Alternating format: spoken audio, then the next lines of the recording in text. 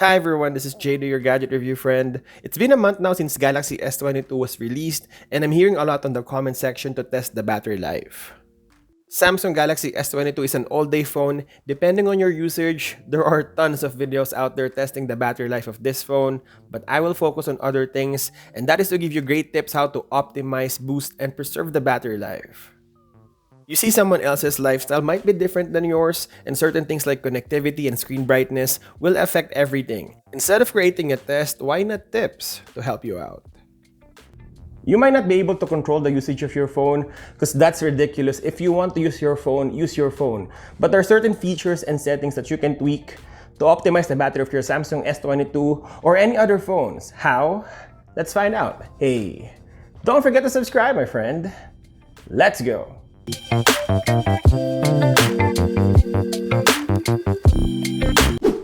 First on the list is dark wallpaper, dark theme, and dark mode. AMOLED panel turns off individual pixels when not used. So if you have a dark wallpaper or theme, this will save a lot of battery from your phone every single day.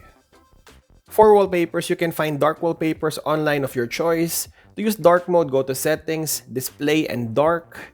And for dark themes, this will be under App Settings. Check out the settings of the app.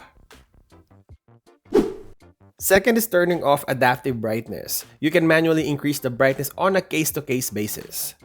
The issue or problem with adaptive brightness is in bright condition or situation, it will use the max brightness that is 1300 nits. So turn it off and manually toggle it depending on your need. Next is turning off adaptive screen.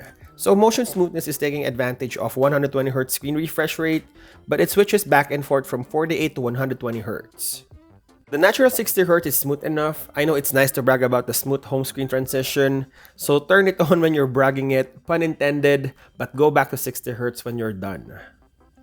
Let's put it this way, 120Hz is not a life changer, but will kill the battery faster. I don't find always on display useful. I can probably use it as a digital clock at night when I'm sleeping, but most of us has alarm clocks and some sneaky methods to know what time it is every night.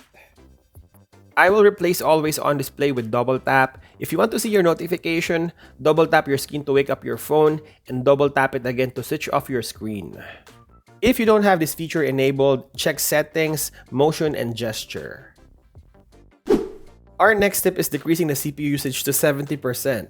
This phone uses Snapdragon 8 Gen 1, and if you use this function, your phone might still be faster compared to a flagship phone 2 years ago or even a mid-range phone. On a day-to-day use, if you're just watching videos, listening to music, opening social media, call, and text, the 70% is still an overkill for those processes. You don't need the full 100%. If you need it, go turn it on. To do this, go to Settings, Battery, and Device Care, then switch on Limit CPU Usage to 70%. Next is turning off Bluetooth and location when not in use. So I don't know if you want to turn off Wi-Fi for all your notification. It's also an option, but I will just focus on two things, Bluetooth and location. If you're not constantly sharing files or using Bluetooth devices, turn it off. It saves battery if always scanning or pairing devices. Also turn off your location so it wouldn't use the GPS all the time. This could also serve you well in terms of privacy. If you need any of them, turn it on using the toggle when you swipe down from the home screen. Takes you a second to do it.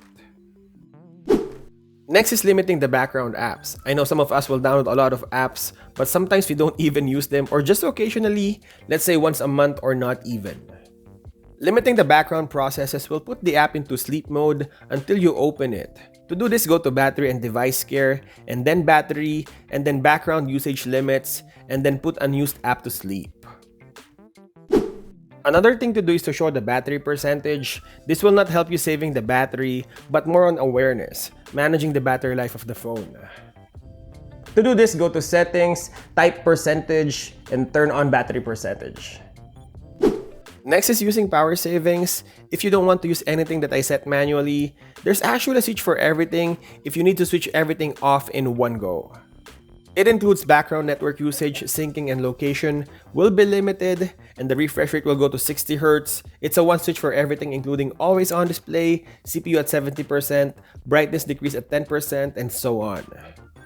To do this, simply go to Settings, Battery and Device Care, Battery, and then Power Savings. Next is a little controversial and I will leave this information to you. There are two types of fast charging for Samsung S22. One is fast charging which uses 15 watts and the other one is super fast charging that takes advantage of 25 watts. I think at some point we all need fast charging, but how fast do we need it? The battery deteriorates faster when using a fast charging technology. The higher the rate, the faster it will deteriorate. The decision is yours. Do you want to turn off super fast charging to protect the battery health or switch both of them off if you're not in a hurry? Next is protect battery. It's the same concept but different implementation. This one, it will not fully charge the battery because every time you use the cell of the battery, it will deteriorate quickly. So this will stop at 85%, but you will have an even limited use of the phone. These are the choices to protect the battery health. This is your own call. I will leave it up to you. And lastly, if you're addicted to games, always playing with your phone, this is not a feature but a personal advice. Set some goals on your digital well-being. Be healthy and productive. An hour or two of gaming is probably acceptable, but if you go over that, it takes a hit on your productivity and well-being. If you're a heavy gamer and you do it for a living, you might need to charge it a few times or charge it while playing. So those are the things that you can do to preserve, optimize, and boost the battery life of your Samsung Galaxy S22. If you have more to share, don't forget to leave that on the comment section below for people to see. And there you go. Hope you enjoyed this video. See you in the next tips and tricks. Thank you guys for watching and I'll see you in the next one.